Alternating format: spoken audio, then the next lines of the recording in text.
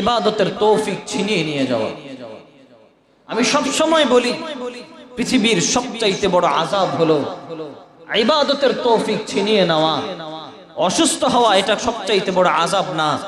বিপদে জর্জরিত হয়ে যাওয়া এটাও সবচাইতে বড় আযাব না? একটা মানুষ অনেক বেশি ঋণগ্রস্ত হয়ে যাওয়া এটাও সবচাইতে বড় আযাব না? কারণ অসুস্থ হলেও আল্লাহ বান্দার গুনাহগুলো মাফ করে দেন। বিপদ আসলেও আল্লাহ বান্দার গুনাহগুলো মাফ করে দেন। আল্লাহ রাসূল সাল্লাল্লাহু আলাইহি ওয়াসাল্লাম বলেন, ফামা তাজালুল বালায়া বিররাজুল হাত্তা ইয়ামশিয়া ফিল আরদি ওয়া লাইসা লাহু খাতিআ।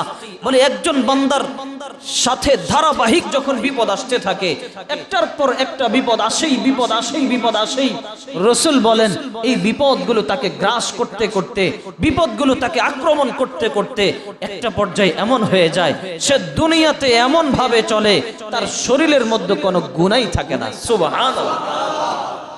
আল্লাহ জ্বর দিয়েছেন, গুনাহ মাফ করে দিয়েছেন। অসুস্থতা দিয়েছেন, গুনাহ মাফ করে দিয়েছেন।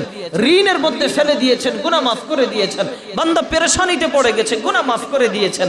আল্লাহ বান্দাকে গুনাহ মাফ করতে করতে পবিত্র বানিয়ে দেন। সুবহানাল্লাহ। কিন্তু হ্যাঁ, একটা বিষয় জানতে হবে, কোন মুসিবত আমাদের জন্য রহমত আর কোন মুসিবত আমাদের জন্য গজব। বিপদ তো দুই ধরনের হতে পারে, রহমতের কারণেও মুসিবত আসতে পারে, আবার বিপদের কারণেও গজব আসতে পারে। তাহলে কোনটা আমাদের জন্য গজব আর কোনটা আমাদের জন্য রহমত? খেয়াল রাখবেন, যেই বিপদ আসার পরে বান্দা ধৈর্য ধরতে পারে, যেই বিপদ আসার পরে বান্দা আল্লাহর প্রতি ইয়াকিন আনতে পারে, যেই বিপদ আসার পরে বান্দা এটাকে মেনে নিতে পারে, বুঝে নেবেন এটা আল্লাহর তরফ থেকে রহমত। সুবহানাল্লাহ।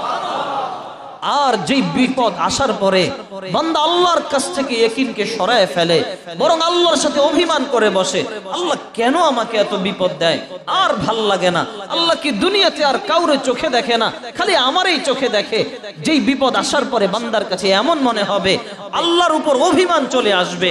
শুধু তাই নয়, ধৈর্য হারা হয়ে যাবে, পেরেশানিগ্রস্ত হয়ে বান্দা একেবারে নাই নাই করতে করতে নিজেই শেষ হয়ে যেতে যাবে। বুঝে নিতে হবে এটা রহমত ছিল না, বরং এটা অনেক বড় গজব ছিল। এটা অনেক বড় গজব ছিল। জন্য বিপদ আসলে বিচলিত না হওয়া, বিপদ আসলে পেরেশানগ্রস্ত না হওয়া, মনে মনে খুশি হওয়া যে আল্লাহ তুমি বিপদ দিয়েছো, বিনিময়ে গুনাহ তো মাফ করবা। আল্লাহ বিপদ দিয়েছো, আমি ধৈর্য ধারণ করব। আর আল্লাহ বলেন ইন্নাল্লাহা মা'আস সাবিরিন, যেই ধৈর্য ধারণ করবে, বান্দা ধৈর্য ধরতে দেরি, আমি বান্দার সাথে থাকতে দেরি করব না। সুবহানাল্লাহ। বান্দা ধৈর্য ধরবে তো বান্দা আল্লাহকে পেয়ে যাবে। কারণ ধৈর্য সবর এমন একটা ইবাদত, আপনি যদি ধৈর্য ধরতে পারেন, আপনার সামনে যদি পাহাড়ও থাকে, পাহাড় সরে যাবে আপনাকে জায়গা করে দিবে। ধৈর্য এমন এক শক্তি, ধৈর্য এমন এক ইবাদত। এজন্য ভাই, কিল্লাতুত তৌফিক, ইবাদতের তৌফিক ছিনিয়ে নিয়ে যাবে যদি আল্লাহ আপনার উপর নারাজ থাকে। যদি দেখি হ্যাঁ নামাজ পড়তে কষ্ট লাগে, যদি দেখি হ্যাঁ দ্বীনের কাজ করতে কষ্ট লাগে, যদি দেখি হ্যাঁ আল্লাহ আল্লাহ রসুলের কথা শুনতে কষ্ট লাগে, আপনি ভাববেন কোরআন পড়তে পারেন না, এমনি মনে হয় আপনি কোরআন পড়েন না। না, বিষয়টা তা না। আল্লাহ আপনাকে পছন্দ করেন না, এজন্য কোরআন পড়ার তৌফিক আপনার থেকে ছিনিয়ে নিয়ে গেছেন। আপনি ভাবছেন আপনি মসজিদে আসতে পারেন না, আরে না, আপনি এমনিতেই আসতে পারেন না, বিষয়টা তা না। আল্লাহ আপনাকে আসতে দেয় না। আপনি ভাবছেন দ্বীনের অন্য অন্য কাজগুলো আপনি করতে পারেন না, ভাবেন ব্যস্ততায় হয়তো সময় পাই না। আরে না, আল্লাহ আপনাকে দ্বীনের কাজ করার তৌফিক দেন। কত বড় মারাত্মক বিষয় চিন্তা করে দেখ, কত বড় কঠিন বিষয় চিন্তা করে দেখেন। ইবাদতের তৌফিক আল্লাহ ছিনিয়ে নিয়ে যাবে, গুনাহের প্রভাব। আপনি দেখবেন এক ওয়াক্ত নামাজ যখন আপনি সুন্দর করে পড়বেন, পরের ওয়াক্ত নামাজ পড়ার অটোমেটিক তৌফিক পেয়ে যাবেন।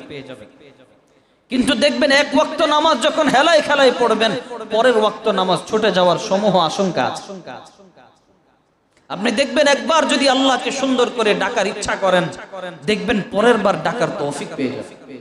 একবার যদি অবহেলা বশত এমনি সামনে ডাকেন, মন চাইলে ডাকলাম, মন চাইলে ছেড়ে দিলাম, দেখবেন পরের বারে আর ডাকার তৌফিক পাবেন না। কারণ কি? বান্দা যখন অতিরিক্ত পরিমাণে গুনাহ করে ফেলে, আল্লাহ তাআলা ওই বান্দাকে আস্তে করে দূরে সরিয়ে নেয়,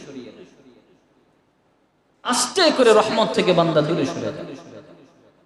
আল্লাহ, আপনি আমাদের উপর নারাজ হয়ে আপনার রহমত থেকে দূরে সরায় দিয়েন না, বলেন না আমিন।